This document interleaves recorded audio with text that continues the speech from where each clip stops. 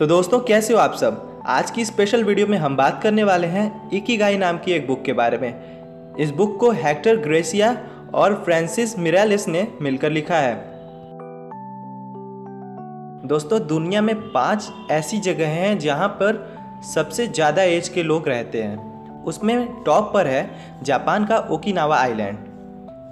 Okinawa island को village of longevity भी कहा जाता है क्योंकि यहाँ पे दुनिया के सबसे उम्रदराज लोग पाए जाते हैं। ऐसे लोग जो 100 या उससे ज़्यादा साल के होते हैं। यहाँ के लोग कभी रिटायर नहीं होते हैं, वो हमेशा जब तक ज़िंदा रहते हैं तब तक अपने काम को करते रहते हैं, और वो भी ऐसा काम जिससे उन्हें खुशी मिलती हो।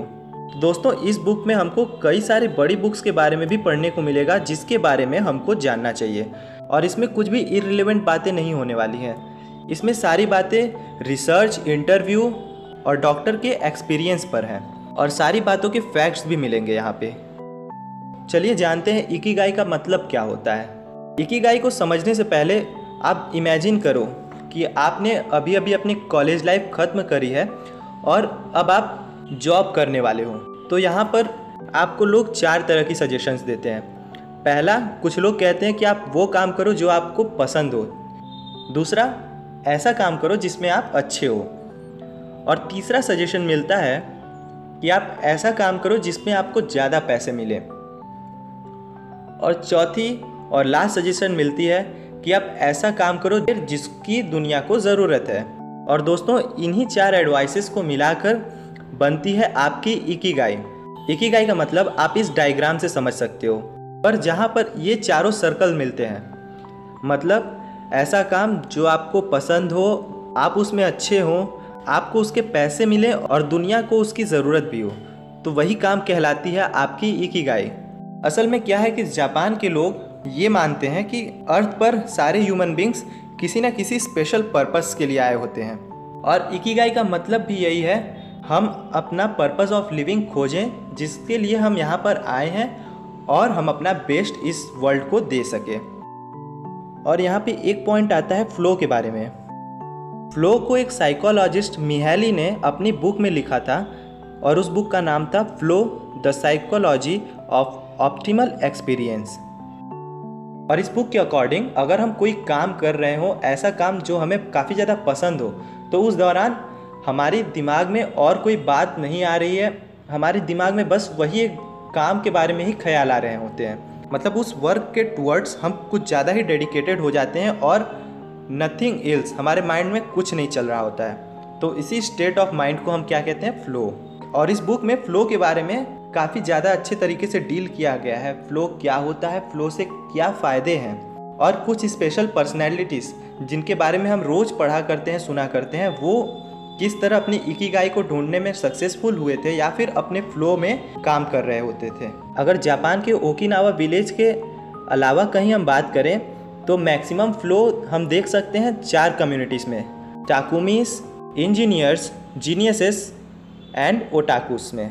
हम आर्टिशंस को जनरली देखते हैं कि जब वो पेंटिंग करते हैं या फिर अपना काम कर रहे होते हैं तो टोटली उसी में खो जाते हैं। आसपास क्या हो रहा है क्या नहीं वो उन्हें ज़्यादा मैटर नहीं करता है। और इसी तरह इंजीनियर्स और जीनियसेस भी होते हैं। जितने स्पेशल माइंड के जीनियसेस हुए हैं वो उनके आसपास होने वाली चीज़ों को न ध्यान देते थे, न उन्हें याद करने की कोशिश करते थे, वो बस अपने फ्लो में काम किए जाते थे। ओताकू उसे कहा जाता है जो जापानीज एनिमे या मांगा का फ़ैन हो। जितने एनिमे या मांगा के फ़ैन होते हैं वो सारे इसी फ्लो में रहते हैं कि कौन सी एनिमे आ रही है, कौन अच्छी है, कौन बुरी है, उन्हें और कुछ सोचता नहीं है। मतलब ये सब अपने फ्लो में ही रहते हैं।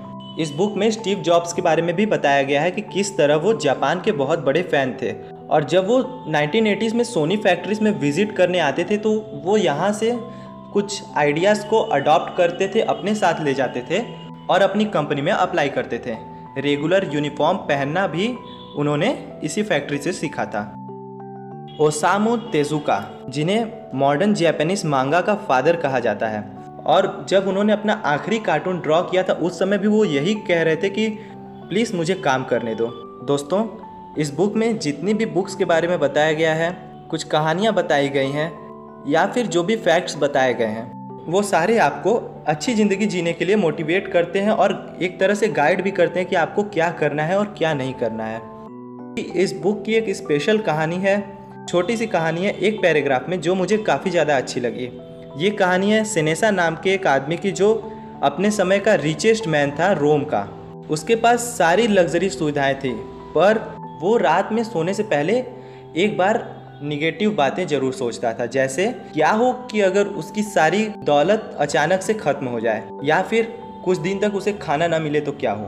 पर वो सिर्फ ये सब बातें सोचता नहीं था, वो अप्लाई भी करता था अपने लाइफ में। वो कई हफ्तों तक बिना नौकरों के, बिना सोने चांदी के रहता था, और कई कई दिन तक सिर्फ पानी पर जिंदा रहता था, और भी बहुत कुछ जो वो सोचता था उसे वो करने की कोशिश करता था, जो कि एक अच्छी बात है।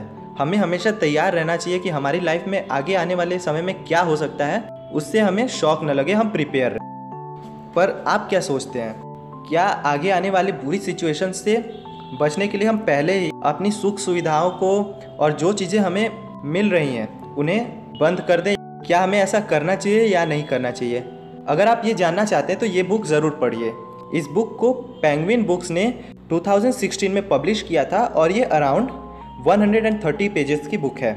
ये टोटली एक मास्टरपीस है अगर आप लॉन्ग और हेल्दी लाइफ जीना चाहते हैं तो दोस्तों, अगर आप ये बुक पढ़ना चाहते हैं तो आप फ्लिपकार्ट या अमेज़ॉन कहीं पर भी विजिट कर सकते हैं। ये बुक हर जगह अवेलेबल है। तो दोस्तों, इस वीडियो में बस इतना ही। मिलते हैं नेक्स्ट वीडियो में, तब तक के लिए गुड बाय, टेक केयर।